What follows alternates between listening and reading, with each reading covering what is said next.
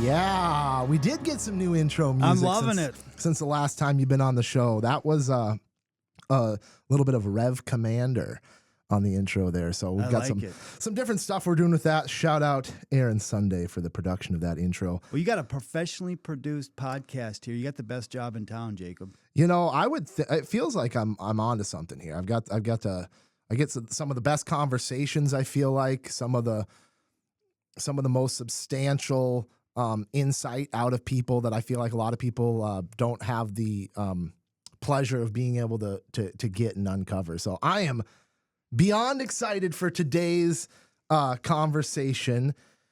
This is going to be, I don't know, Ben and I just talked for maybe 10 or 15 minutes here before we started about where was this going to go? Where's this conversation going to go? We're not quite sure, but I have former mayor of Fergus Falls, Ben Schierer.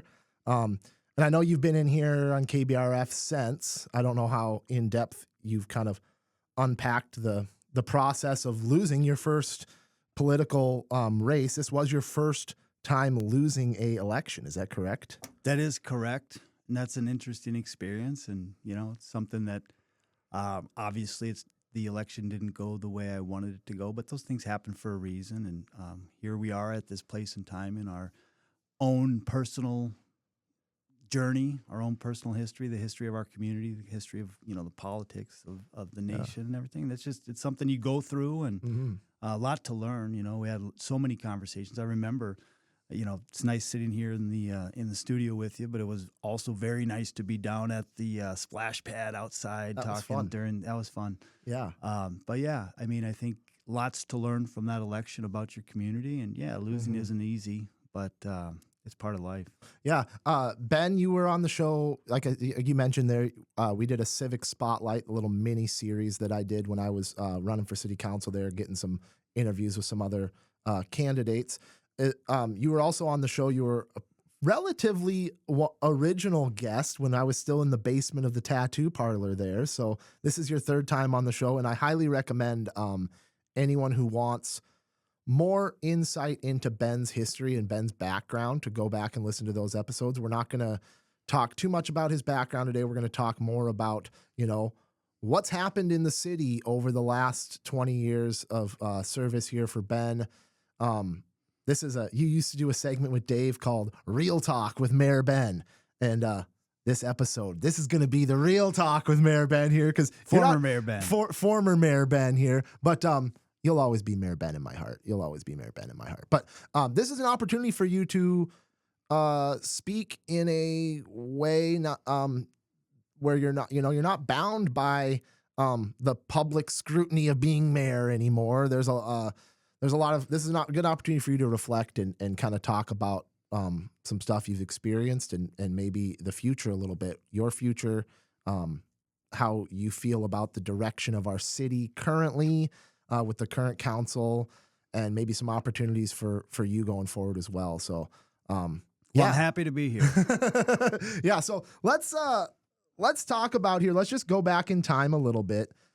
2004, Ben Schierer, hooligan Ben Schierer.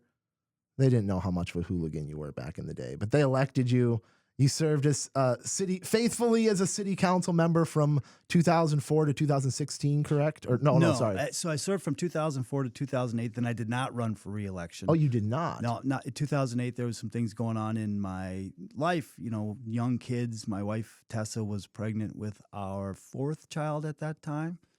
First child born in 2004. Pregnant with the fourth one in 2008, and I just needed to take care of my family, make some money, and focus on that. So I did not run for re-election, and then spent 4 years out of office, kind of similar to the position to where I'm now. You've been in, so you understand, you know, what are the things that go into making a community work and the role that city government and the council plays in that.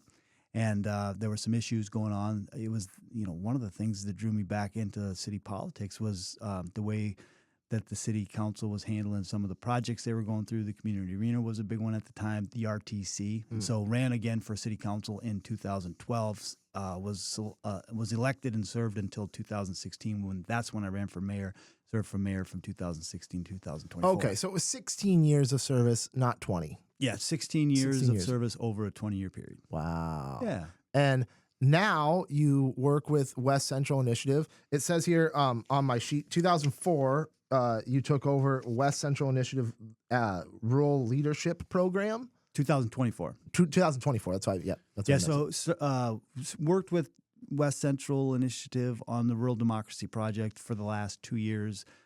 In July of 2024, joined them full time as a staff member. Really glad to be with that organization. They're doing so much important work in a 9-county region, and we're really fortunate to have West Central Initiative in our community doing the work in the region, which is 9 counties and a portion of the White Earth Nation that they represent. They're a community development and community economic development organization. Okay. That there's 6 regional community development organizations across the state that serve all of the counties outside of the metropolitan area. So there's 6 of them.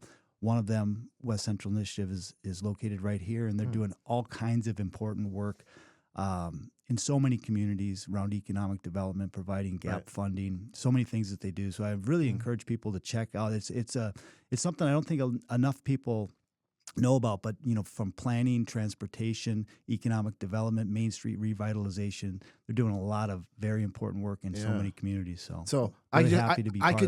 I could just tell here, you can take the man out of politics, but you are a political guy. I mean, like, this wasn't just a front or something you put on. Like, all of the things, the rural advocacy and all these programs and all the things that, like, you've done or want to do throughout, like, this is you. This is who you are. So it's, like, very interesting to see, and I think our community is going to be interested to see. Obviously, you're still connected with West Central, and that's going to be that organization is plays such a crucial role in influencing the future generations of politicians in our community locally. I know there's some training programs and stuff that you're a big part of with all of that. So what does it feel like, though? How does it feel to be here? You're 2 weeks away, 2 weeks removed from the switch over, January 6th, 3 weeks away from that. What's life like here on the other side? Well, it's interesting, I guess, a totally different perspective, and maybe feel a little bit unleashed to just have my personal feelings. When we watch what's happening currently and knowing what goes into making community work, what goes into making local government work, and to watch some of the actions that the city council is focusing on now, it's disappointing, to say the least, to watch kind of what's happening. And but again, I also have to understand my own, I bring my own personal bias and my own personal opinions into this, and looking back at the things that we were able to do by building consensus and by building relationships and partnerships, which it is really, at the end of it, politics is the way we care for one another and care for a community. And city government plays such an incredibly important role in shaping the community that we all want to live in. You've seen it, Jacob. You've been involved in different issues, and you see that, the decisions that these people that we elect make, they matter. They matter in our lives. And that's why, when you get back, like, I'm a political person. And, whether it's at the federal, the state, or I would argue, most importantly, the local level, the people that we elect to represent us and to make the decisions, they shape the community that we're in. And so, it's a different perspective for me, but it's one that I'll still be involved in as many ways as I can. Yeah. It just so happened to work out that the episodes stacked up on top of each other. I certainly didn't plan interviewing Victoria McQueen Creek last week and then having you in this week, but it worked out that the two of the county commissioner candidates here got on back-to-back weeks. So that process of running, ultimately losing to Sean Sullivan in the county commissioner race, how different was that process, running for county commissioner versus the mayor races that you've been a part of? Did it feel more partisan? Well, it was definitely partisan. Because I think it's easy to see from my perspective what happened there is, from that, I mentioned a little bit about that VFW debate, or attack rather, on you. It felt like from the beginning of it, and it felt like you got tied. I've always known you. I know you personally. I know you're a very middle of the road independent guy. You can't fool me by trying to link you up to a political ideology or a party. I won't be a part of that conversation. So I'm not here to put you in any political boxes, but it was pretty clear that the issues that were happening up the ticket really affected the way that people voted on a local level here. It felt like. Yeah, I think that's pretty clear. And I would just say that's unfortunate. And I probably brought a lot of that on myself, building relationships at the state level is something that I felt was very important to do in order to move the projects that we wanted to get done locally over my time as mayor. And if you look at the constitutional officers that are elected in the state of Minnesota, all 5 of them are Democrats, right? And so building relationships with them. I also built relationships with the Republicans that represent us in the House and the Senate and got projects done with them. I would challenge anybody to find a issue, to find a action that I took as mayor that was partisan, that, on behalf of the city in my official role as mayor. Of course, I think we would all agree that we all have our political beliefs and we're able to say that. I mean, that's part of the Constitution, right? It's unfortunate maybe, but again, I'm eyes wide open. I brought a lot of that on myself by some of the relationships I made. Did it feel like, though, running for county commissioner, did it feel like that?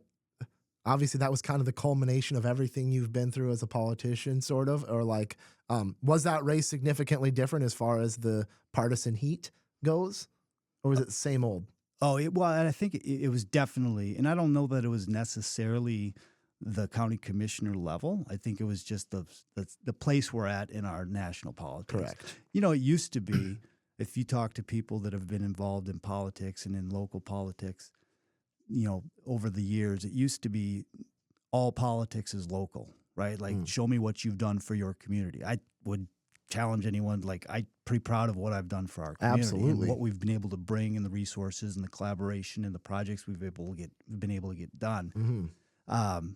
Used to be all politics is local. Unfortunately, right now, all politics is national. Right. And that's just the bottom line, and it's just the way it is. And so I saw that, I'm knocking doors. We knocked about 4,500 doors, which is just in and of itself insane. Just a crazy good experience to get to know people. And I remember one door we were over on, I think it was probably Laurel Avenue, was over in that area, Laurel Summit, Spruce area. And my wife came back to me at the corner. We'd meet up and talk about the conversations we'd had, and she just said, "Yeah, I talked to this individual, and they said, 'Oh yeah, we love Ben. Oh yeah, Ben's done a great job as mayor. I can't vote for Ben.'" It's like, okay, I'm a Republican and I can't vote for Ben, and I just like, oh, what are you going to do? And again, I brought some of that on myself with some of the relationships we've developed, I suppose. But I would argue at the end of the day, those relationships and people who on the other side of that, people say, well, of course, it's important when the mayor of your community has positive, good relationships with people that make decisions that influence your community. I mean, that's a positive thing. At the same time, in the end, we all get wrapped up in politics. It's where we are nationally. And I don't know, if there's anything that I hope that we can do, it's get back to the local politics and what are the decisions that, we can make locally that make our community move forward. And that's what I've always been about. Right. And you're still very much so with your role at West Central. It's almost like your service to our community. It's like we're not going to miss that, like we'll get to talking about your future plans, and maybe you do have plans for something else or to take a break from Fergus. I don't know, but we're very blessed to have you in this community and still have you in a role where you're servicing and helping bridge those gaps in our community, which West Central does a good job with. Do you have any regrets as far as running for county commissioner versus just going into the sunset, or just going or just being mayor again? I mean, would any part of you, if hindsight was 20/20 and you knew you were going to lose, would you have run for mayor to keep in that position and see if you could continue to facilitate those conversations and that change? So no, I'm a firm, you know, a lot of people ask me that question, like, well, while we're out knocking on doors and say, well, why don't you just keep being mayor and everything? And who knows what would have happened in that race? And that you can, you know, we can talk about this, that, and the next thing. It doesn't matter because it didn't, you know, we didn't. But I felt strongly then, and I feel strongly now. Like, I served 2 terms as mayor, and I said when I first ran, I said during the middle of my term, I said at the end, if you can't get something done in 8 years, then give someone else a try. Let's talk about term limits. Let's talk about term limits for a second. They do not exist. Evidence by Ward 1. Term limits do not exist in our city. Is there a place for them? Would there be? And this was my opinion on them too in the process. I don't know if it came up in an interview with you or someone else, but I'm for the people being able to decide who they want to represent them. If they want the same representation they've had, take the same representation you've had, continue to vote for it. But then there is this aspect of turnover. You need a certain amount of turnover to keep things fresh. You need new ideas. You need opposing ideas to make anything right. So term limits, do you think that's what would it take for the city? Would they have to just impose those through a city council meeting? Could they do that through a city ordinance? Yeah, I'm not sure if the state would allow term limits on local office or not. I would agree with you. Here's my take on term limits and that. I would agree with you. I think it's a freedom of speech thing. Like, the people have the right to elect who they want, right? To serve, right? Mm-hmm. And so I agree. I do not support term limits. I believe that the people, you know, it's the job of the challenger to get out there and convince people to make a change if they so desire.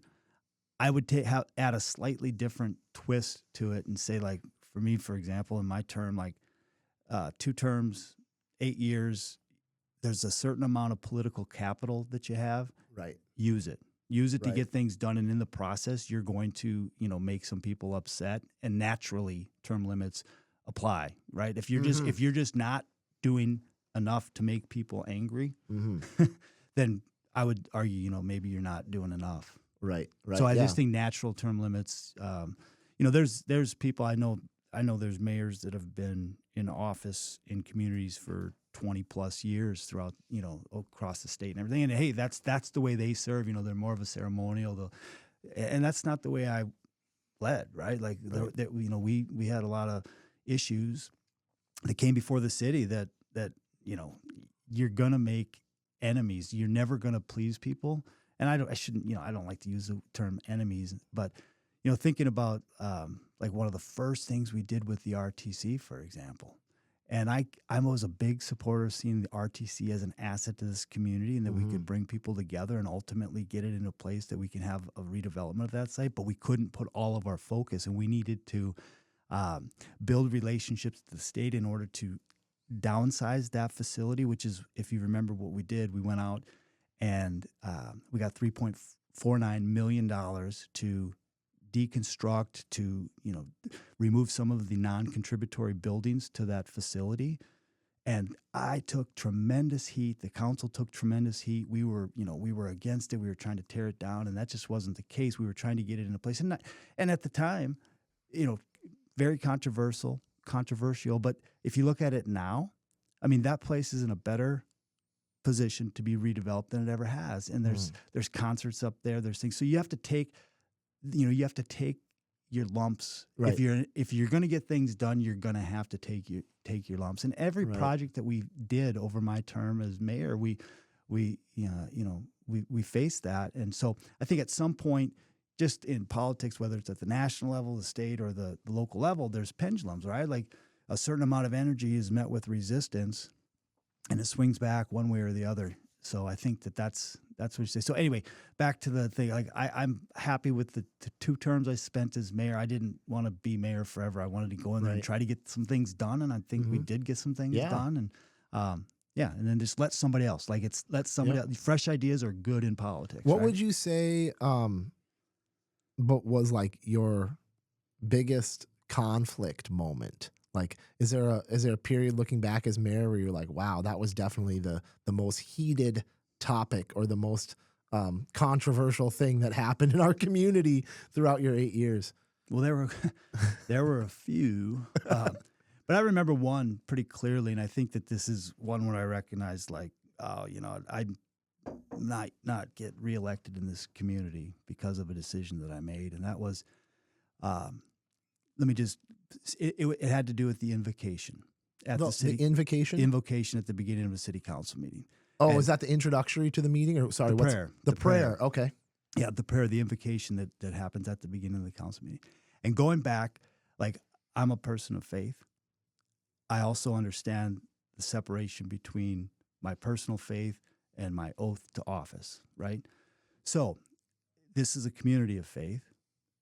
There were entities that were trying to get the invocation out of the city council meeting back in the mid 2000s, right? In my first term as city council. And I was very, very clear in support of keeping the invocation, right? I think the Constitution provides us the opportunity to have an invocation at our city council meetings. And that was something that was very important to me. But it also comes with some limitations, or maybe lack of limitations is a better word. And so anyway, to set that all up, we said we're going to have the invocation prior to the meeting, and there's going to be certain things that we do to meet our constitutional requirements in order to still have it. I also knew in supporting that invocation that there would be a time when somebody would ask to give the invocation that had a faith that was different than mine. Right. And this is where it gets in, this is where that gets interesting in how you define.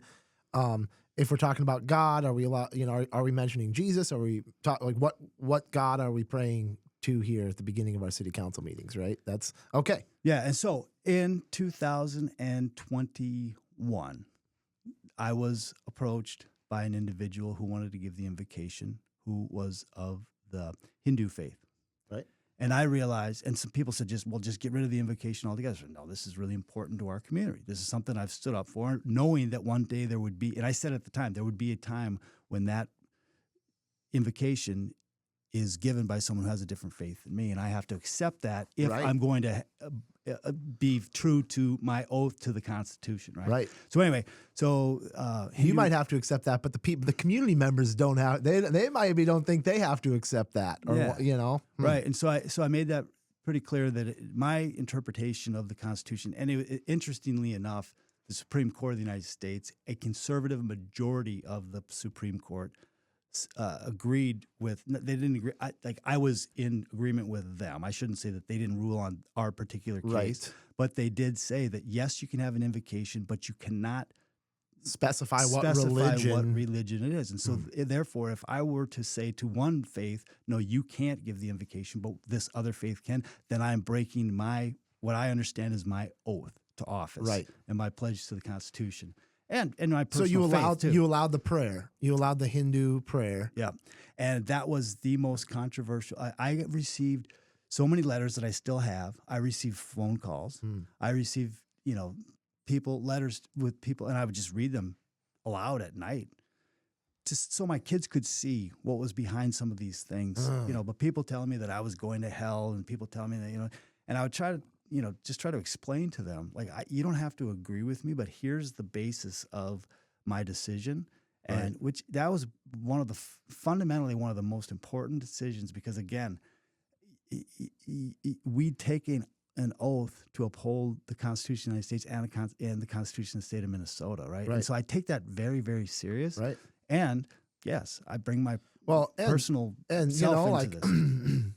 I mean, a little bit of the history that I went down the rabbit hole, and I haven't spoke about this very much on the podcast with kind of what went on with Scott Kwame and you guys have an obligation to respect cultural differences as public officials. It's not like a suggestion that your personal bias isn't allowed to show up in these things, right? Like, it's in the city ordinances that, like, if you violate this, if you do not respect cultural and religious differences, you're subject to penalty. I mean, that's just like laid out in the rules of the Code of Ethics. So I think it's very, very interesting. And I think that with seeing what's going on again, I have not, since I lost the election, back in November, I haven't attended a city council, I mean, not out of spite or anything, just out of like, oh man, I don't have to do this anymore. I don't have to pay attention to this crap anymore. So I just haven't been paying too much attention. But then some things stand out with me. You know, obviously, the mall project fell apart kind of before, or it might be transitioning to a county project. I'm not really sure what's going on with that, but it sounds like the mall project kind of fell apart sort of before January 6th when we got all of everybody ushered in. And now there's this daily journals under attack. I mean, you've got new energies in the council, to say the least here. So do you feel like the work you've done, you feel like you built a house of cards and it's going to get knocked over? Well, that's one way to put it. You know, I think that what happens today, I've always said, is based on decisions, relationships, actions that were taken or not taken 10, 5, 3 years ago, right? So there's going to be some carryover and some positive things. There's a lot of positive energy around Fergus Falls right now, right? Tons. And there's also, like, it's hard to believe. It's hard to and I haven't watched the city council meetings, but I do read the Daily Journal. I listen to KBRF radio, and I have people calling me all the time just saying, what in the world is going on, right? Like, so back to the mall issue, and I understand, you know, there's a new energy coming in, and that energy was elected by the people, and respect it, right? Respect that they were elected and that they have the opportunity to to handle these issues and do it in the ways that they want to. So that was at the last meeting of the old council in December, right?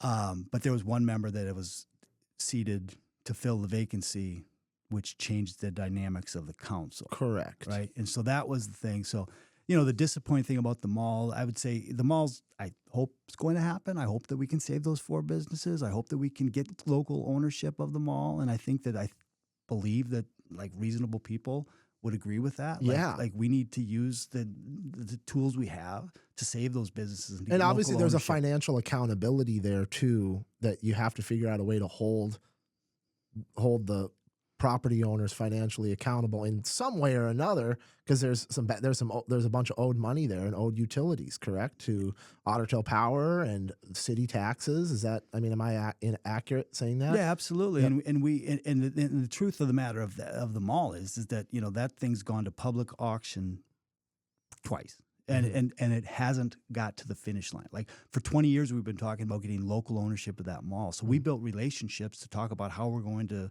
handle those financial obligations and what are the mechanisms that we're going to use, and et cetera, and all the minutia, if you will. But the thing that really I hope people understand is the tactics that are being used, right? So, like, for that meeting, for example, the new energy.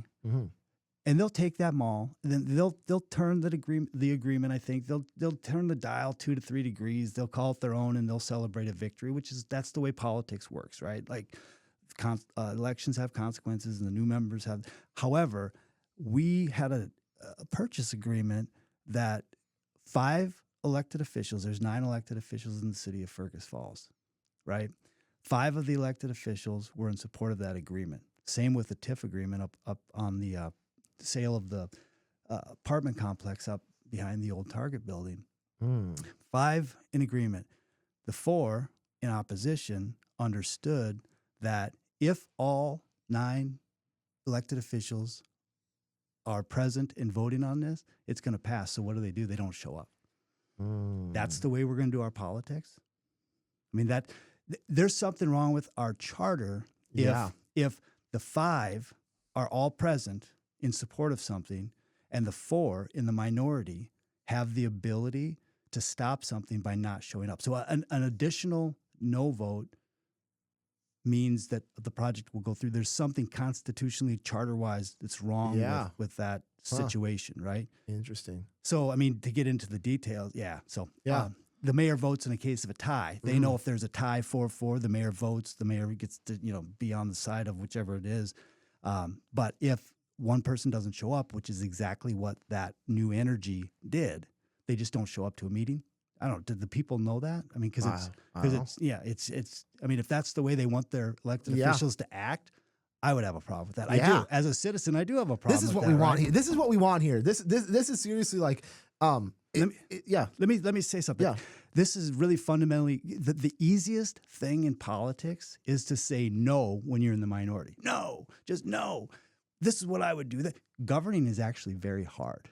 Like building consensus and actually governing is hard. Saying no is really easy. And I think that there's that new energy that's on the council is understanding that like governing is actually hard. Like what do we stand for? Not like we're going to be against somebody else. And they're bringing personal attacks and personal grievances into this. Like they've wasted, in my opinion, as a citizen, as a taxpayer of this community, they're wasting time, energy, and resources to go after the Daily Journal to quote unquote protect the citizens against the Daily Journal. I don't know. The Daily Journal that's been in existence in our community for over 100 years. Like as long as our city's been around, It's essentially. 150 years. Yeah, essentially as long as our city has been here, the Daily Journal's been here. And this has Citizen Ben Schierer is just going to be on the record saying, I don't need to be protected from the Daily Journal. Right. I will say this. They're a reputable news source. It is an interesting conversation to be had as somebody who's in media, as somebody who's seen, I consider it to be at least trying to be on the forefront of change in the media and how people get information and absorb information. Like the fact that a legal publication, in order to be considered a legal publication, you have to be a paper. I think that terminology maybe is a little bit outdated on however the state of Minnesota determines their legal publications. But you're telling me that you want to, I mean, this is another thing too. I feel like public entities, whether it be county government, state government, whatever, as media has become more digital, easier to produce yourself. These guys want to be their own, like they don't want to subsidize out to the Daily Journal anymore. They just want to create their own thing or do their own thing, and like really the taxpayers should not have to pay for you to learn how to play media or learn how to do media. The tax money there goes towards things like a legal publication because those entities know how to do it. Those are those are the entities that have done that and do that better than the government can ever do it on their own. And so, yeah, absolutely. I don't know all the details and all the intricacies of what's going on at the Daily Journal. I don't know if there's a personal vendetta or a personal beef against the business. Yeah, I would just say this. Like, I don't know what's inside people's minds when they make these votes and they make these decisions. But as a citizen, it sure appears to me that, the Daily Journal shows up and they report on the news. Certain individuals don't like the way they've been reported in the news. I would say change the way you talk to people, change your attitude, change the way you vote, right?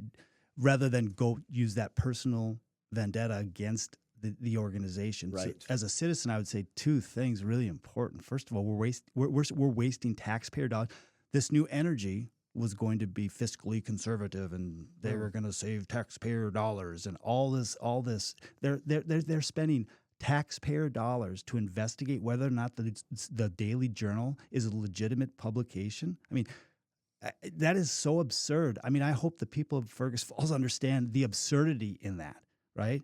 And I think if they just connect a couple dots, it's because they have a personal vendetta against. The second thing I would say is that the decline in local journalism has a direct correlation with the decline in voter participation, civic engagement, all the things that we hold dear as a country, as a community in a democracy. And so what is the ultimate goal? If someone is trying to attack the local source of journalism and news that people have, I would be very suspicious of that. Like, I am very suspicious of that. And the fact that they're wasting my taxpayer dollars to investigate whether or not the Daily Journal is a legal publication or a legitimate, that's crazy. When that new energy was first elected in 2022, one of the members who was elected in 2022. I love this. Like, new energy. I love this.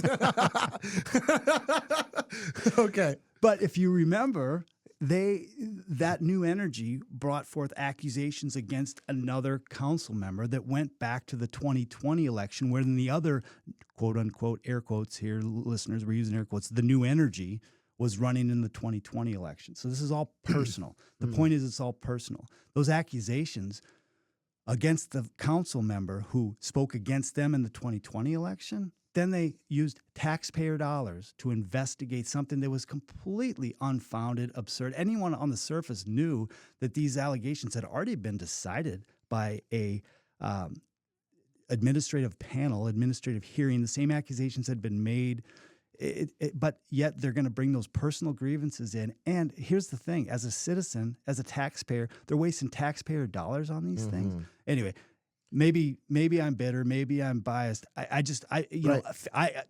Fiscal accountability and responsibility is really important to me. And so when the people who run on that go and then waste taxpayer dollars, waste time, energy of staff to pursue their personal grievances against others, against other individuals, against entities that they see as against them, that's just wrong on so many levels. So anyway, no, I appreciate that. Calm down. I appreciate that insight, Ben. And I'm, like I said, I'm glad that you're able to speak freely. Not that you didn't speak freely in the meetings, or when something came up, you were always quick to, it didn't matter that you were in a city council meeting. If you needed to share your opinion on something, or you need to stand up for the citizens or a topic that you felt needed to be represented, you were always quick to do that. So I appreciate that about you. Before we get into it here, though, I do want to kind of highlight some of the, we'll call it like accolades or more positive things that happened throughout your time here. It says this Jack Murray Award for Distinguished Rural Leadership. Do you want to talk about that? This is the Coalition of Greater Minnesota Cities. The award honors city officials who demonstrate knowledge, leadership, and an active participation in CGMC programs over their public service careers. So, do you want to talk about your going through that process at all? Well, I've believed ever since I was elected back in 2004 that if to say that this is what we want to do is easy. Like, to figure out all the pieces that go into that to make it happen is really complicated and really challenging. And I think building relationships at all different levels, the federal, the state, local, within, the region, with other elected officials, is really important. So Fergus Falls was a member of the Coalition of Greater Minnesota Cities for as long as I know. And Coalition of Greater Minnesota Cities is what it is. It's just what the name implies. It's a group of outstate cities that get together to lobby and to work on behalf of issues that are important to Greater Minnesota. And local government aid, and we're going not to get into that's incredibly important to the city's budget. They've been a leader. They worked to get back to the level of local government aid. So if we want to keep property taxes low, the number one way we can keep property taxes low is to make sure that we have a relationship with the state, and the state recognizes their obligation to fund cities going all the way back to 1972 and the Minnesota Miracle, right? Like, local government aid is in the millions of dollars that we receive from the state. And that was the number one issue for the Coalition of Greater Minnesota Cities. I was on the board of directors for the Coalition of Greater Minnesota Cities. We worked with the Walz administration when they took over in 2018. The number one goal of the coalition was to get local government aid levels back to 2002, right? So you can imagine the costs that continue to rise for all of us as individuals and for cities since 2002, but just to get back to the level of funding that we've received, not inflationary, but just the level of funding. And we did that. The coalition was successful in their lobbying efforts to get that done.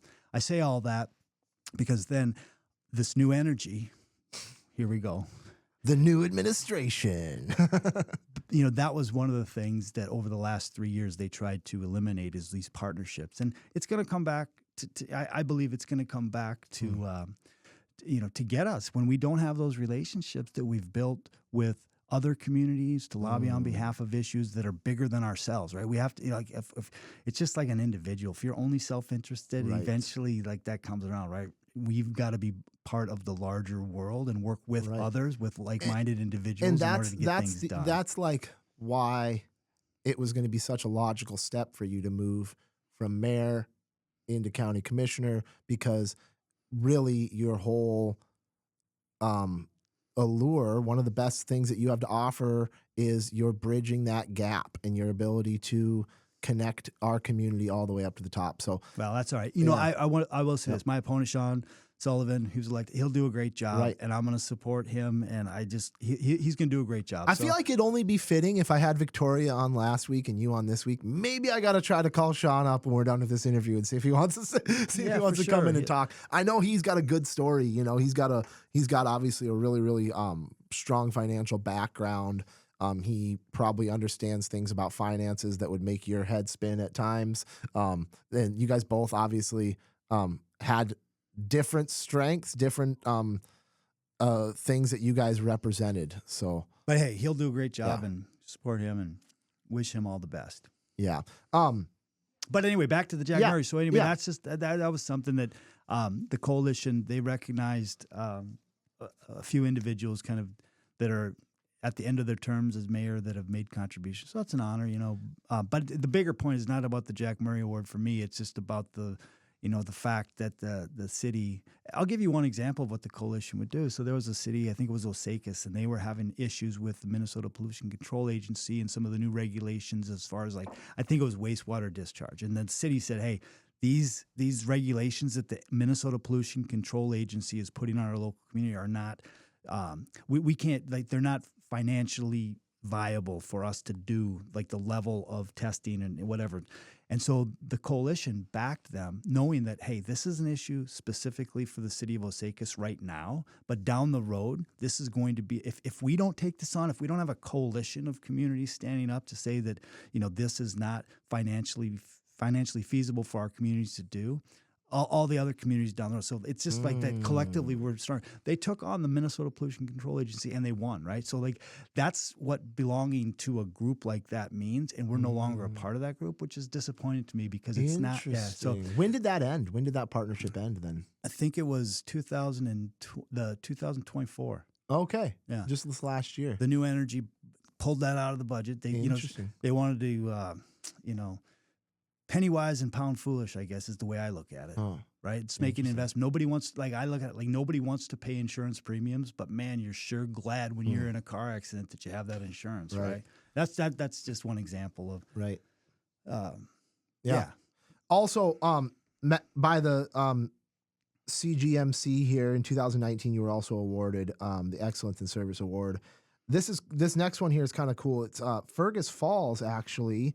And this kind of goes back to creating a community that the state feels like they want to invest in and is worth investing in. 2022 here, the Conservative Partner of the Year, the U.S. Fish and Wildlife Service, honored the city of Fergus Falls under Schierer's leadership for significant contributions to conservation, including efforts to support the monarch butterfly.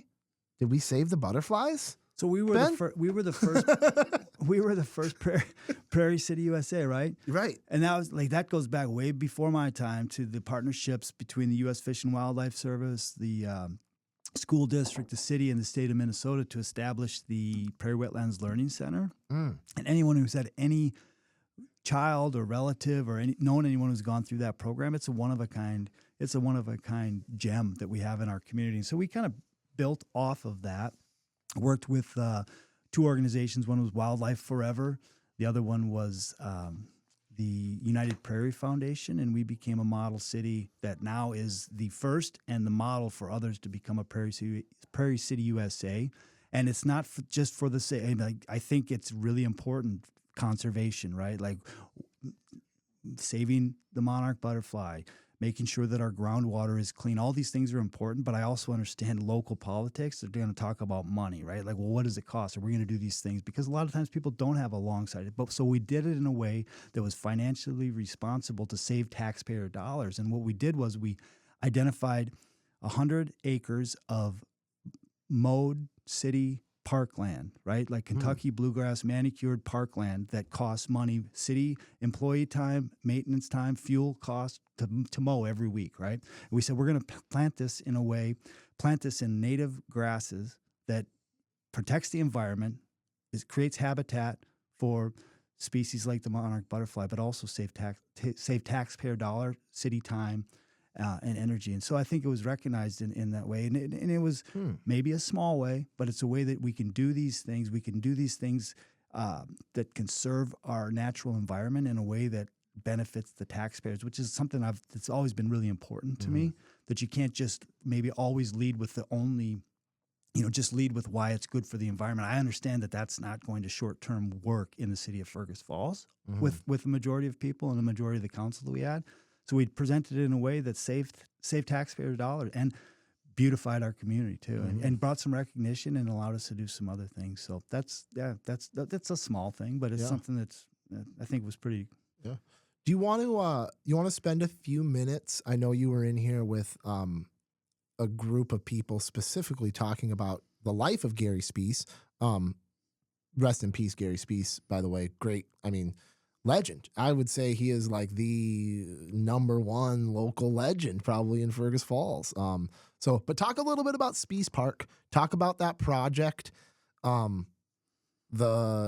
challenges, the compromises that went into making that happen. Obviously, when we did our Civic Spotlight interview, we connected how cool it was that you could see on one block there, the philanthropy, the public money and the private money, all of that stuff coming together. So talk about that project a little bit, because that was, I think, probably when you see like Fergus Falls, downtown, look at like what was really changed the most over the last 5 to 10 years. I'd say that downtown area has probably seen the most like actual physical change.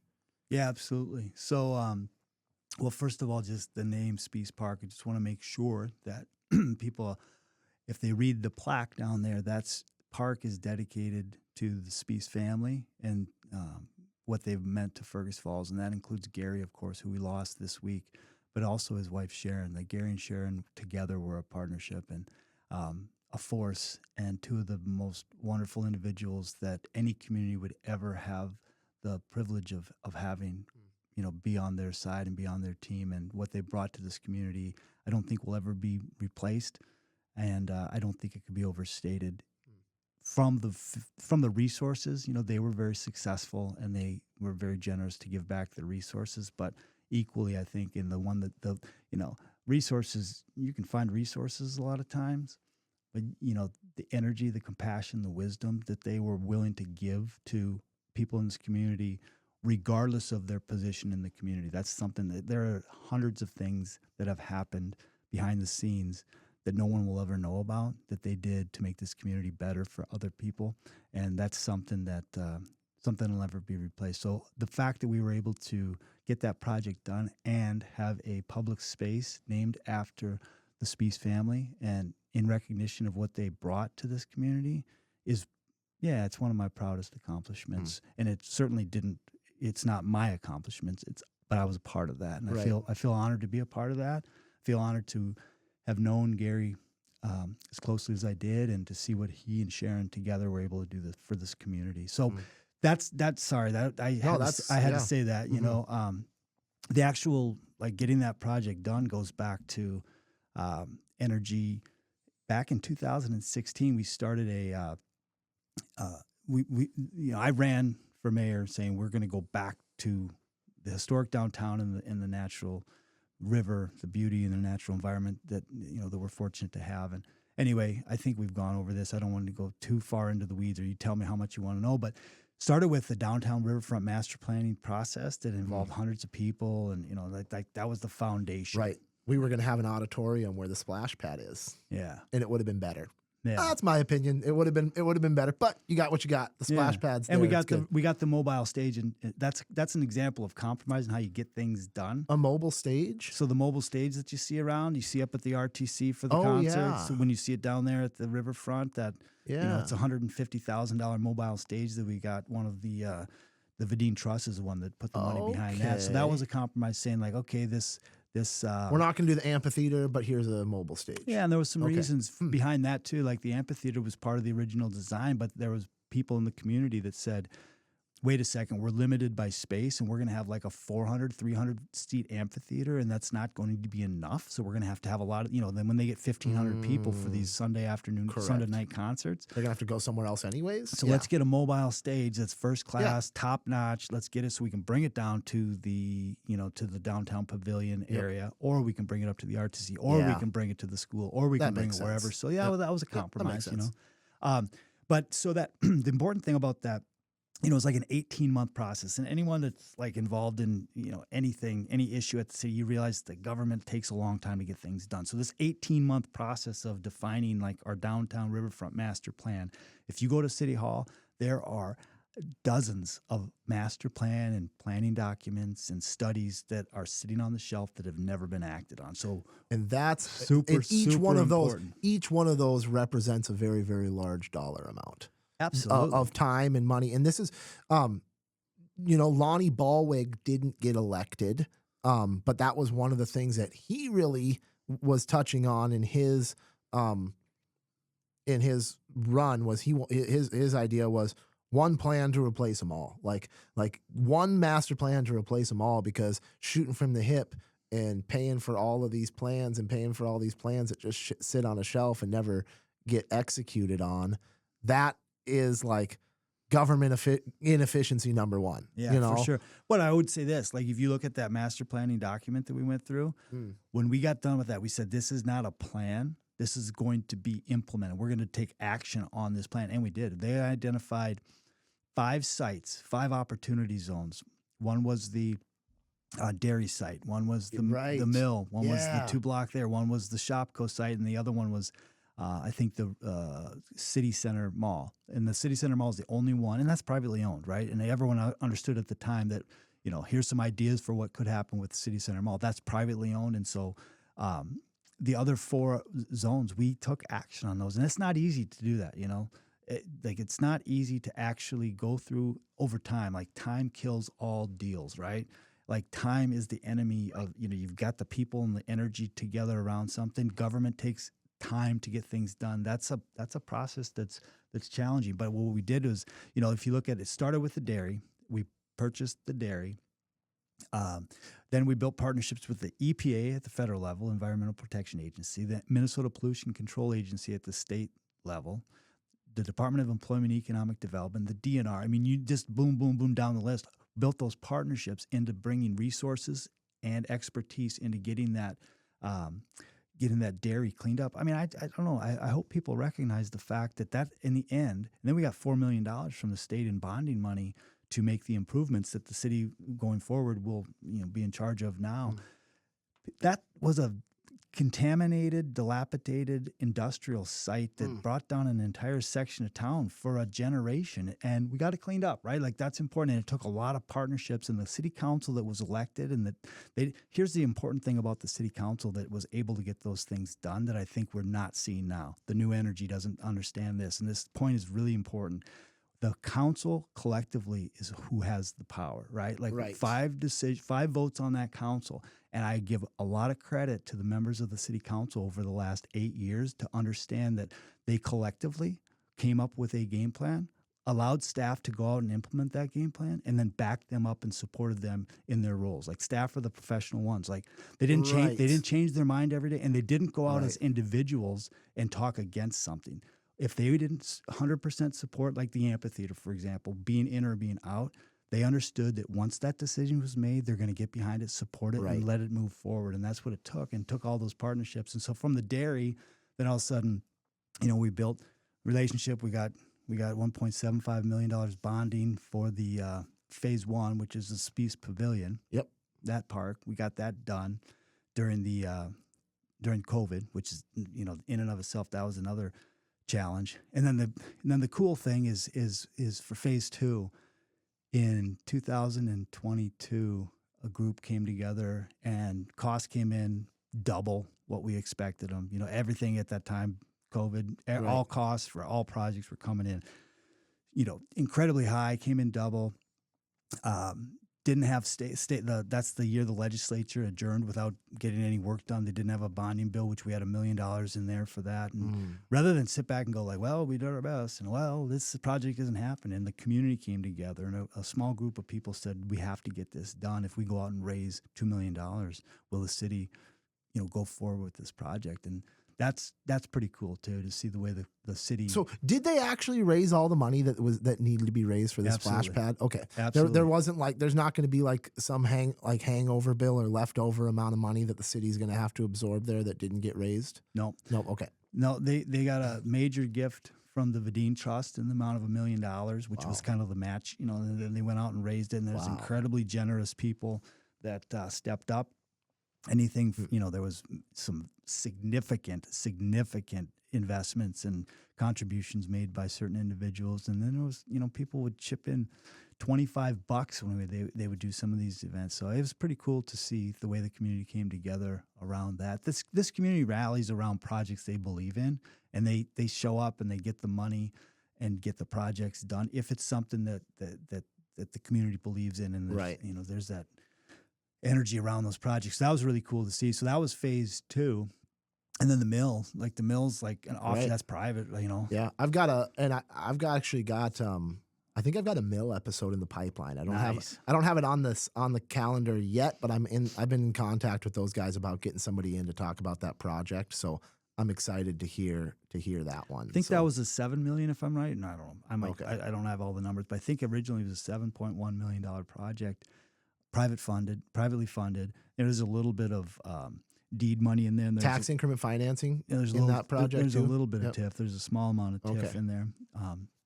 But let me give you like a 30-second primer on TIF for the audience, because this is going to be one that the new council, the new energy, is against TIF unless it brings in jobs. And it's here's the deal: every single housing project in the state of Minnesota in communities, the ones in Alexandria, the ones in Perham and Thief River Falls, they all have TIF, right? So do you have a council now, current council, saying that we're not going to spend TIF on housing? Guess what? You're not going to get housing. And if you talk to the manufacturing sector of the community, they're like, we need employees. We need housing for those employees. I mean, I think some of the individuals that have stood up at these meetings are saying that. So for this council to go against to say that they're not going to invest tax increment financing into a project, well, that's just really simple. They're not going to get the projects done. And let me explain on like the former Checkers site, for example, just to put it in. I said this Checkers site? Checkers, the old Archie's lumber site, 801 Stanton. Okay, yep. There was a big kerfluffle about using tax increment financing on this project, and people stood up and hollered and everything, and ultimately Alexandria got funded and we didn't, right? And so Alexandria has the housing project, so people can talk about what Alexandria is doing and how awesome Alexandria is. Well, we have opportunities at the local level to make the investments, and here's what we're investing: tax increment financing. The investment that we were making, if that Checkers site, which was contaminated industrial former lumber yard, right? Was bringing in, let's just say, I don't know the numbers, but for the sake of discussion, I said this was going to be 30 seconds, didn't I? I'll be quick.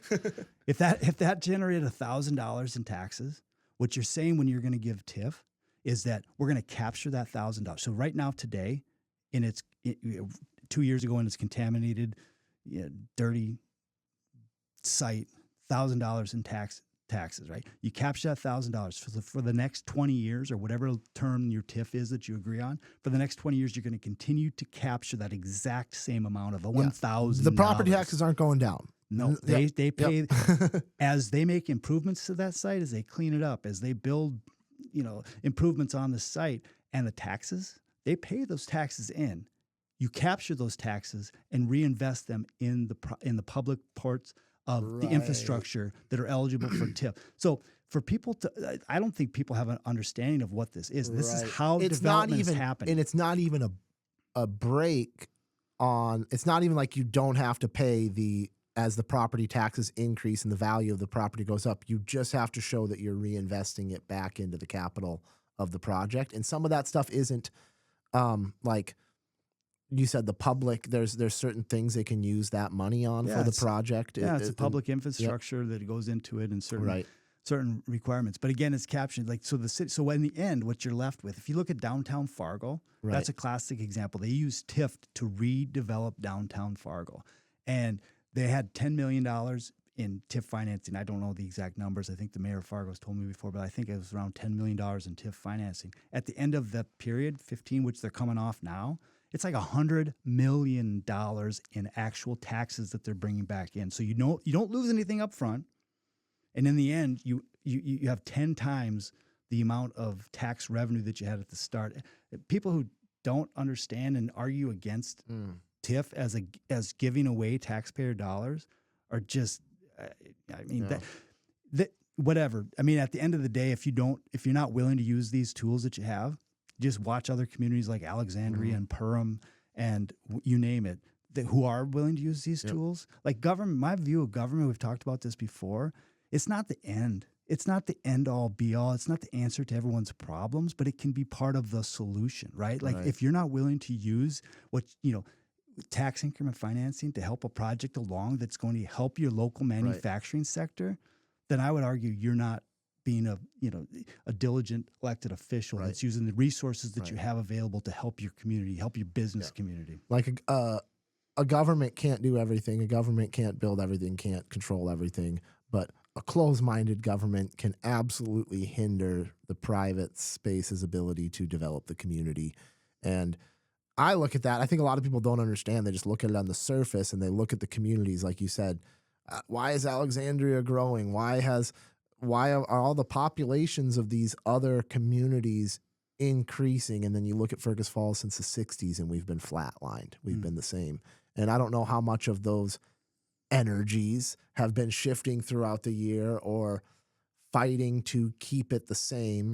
Don't go change in Fergus Falls. I think there is a certain amount of energy that doesn't want to see Fergus Falls grow and change. I mean, I could be wrong about that, but that's just sort of, I can't see it any other way when every other community that's so comparable to us in Minnesota has surpassed us over the last 50 years in I think we growth. started to change that. I think we started to change the mentality and the outlook, and we had investment from outside. We were partnering with different entities, and I think that the city council of the last 8 years has a lot of responsibility for that and their ability to say, yeah, we're going to do our part and invest. I think it gets down to like your view. Like, I think that there's a certain zero sum mentality around that. Like, they don't want someone else to get something. Like, ooh, so someone else getting something means that I'm not going to get something. And there's just, it's like if a developer's willing to come in and, they certain requirements that they need to demonstrate that this, they need this tax increment financing. It's like, yeah, if you from the beginning just shut off those conversations, well, I think those developers, whether they're developers who are currently in the city or developers from outside the city, which we need both, by the way, they're just going to just go to a different community and make those investments in another community. Yeah. So let's get into future outlook of Ben. We definitely have filled plenty of airtime here. We're over an hour, so we'll get to wrapping up the conversation. But before, I don't want to just ignore the fact that you have a future ahead of you. You're still very young. You still got I don't know if half of your career ahead of you left, or how long you're gonna continue to work for. But you've got many, many years left in your career. So, care to elaborate on any plans to get back into politics? No, I don't know. I'm honest to goodness really happy with, this in the last week. So I've been out of office. What has it been? 2 weeks, 3 weeks, something like that. 2 weeks. Yeah. I got the stairs. I had material for the last 4 years, for the stairs leading to our basement that I've been promising my wife I would get to. And I got to it the last week. I got the stair project in my house done. Yeah. I'm just going to focus on my job at West Central Initiative, which I'm really happy with. Really excited about the opportunities that exist there, and then focus on my family. So I don't have any. I like that. Don't really build your own stairs. You're building your own stairs. Spent enough time trying to build parks and stuff. I need to actually do this project that's just been on the back burner forever. And I think that's the part of it that people maybe realize, but definitely don't realize when they come to attack these public officials, or it is very much so a service and a sacrifice. And anybody who looks at it as anything but that is missing something. You know, they're missing a point. Obviously, different people will approach their time in as a public official differently. Some people will have personal vendettas. Some people will go into it for themselves. But at the end of the day, you're not making very much money. It's absolutely taking all of your extra time. Like if you have hobbies, if you have passions, if you have things like, and you have to try to understand everything that's going on with the city, guess what's going to get pushed behind and pushed as a result of that? It's going to be all your home projects, all your passions, you know. When's the last time you picked up your banjo, Ben? Actually, I've picked up that. I've picked up that in the last 2 weeks too. There you go. Playing some songs with my wife and my kids. Yeah, it's good. You know, Yeah. I would like, if I look back, I would like to, hopefully I never neglected my family, right? Like I always put my family first. And beyond that, I think that serving in the role that I had the privilege of serving for 8 years, I hope that was a good experience for my kids to see, see their parents involved in civic activities. And I'll look back fondly on my time as mayor, and now let someone else do that work, and just be maybe a little bit more vocal from just an average citizen taxpayer perspective. Right. Yeah. Show up to some meetings and let them know what you want changed, Ben. You stand up there at the podium and you let them know what they're doing wrong. I like it. Well, like I said, I really appreciate your time, your willingness to do this. I hope this served as a good opportunity for you to unpack the last 20 years of your life a little bit. And certainly if there's anything else you want to discuss here before we get off the mic, I'm here for it. No, we're good. I appreciate the opportunity. I appreciate what you do. You know, like you mentioned, people get their news in all kinds of different ways. And so I appreciate, you just having the space for people. And hey, if anyone disagrees with me on any of these things, which I know that there are people who do, I'm happy to discuss those in any format. So maybe we could, if you get some pushback on anything I've said with the new energy in town. Well, I'm going to get some of that. Love to have them. Let's have them sit down on the show. I absolutely. But let's invite other people in.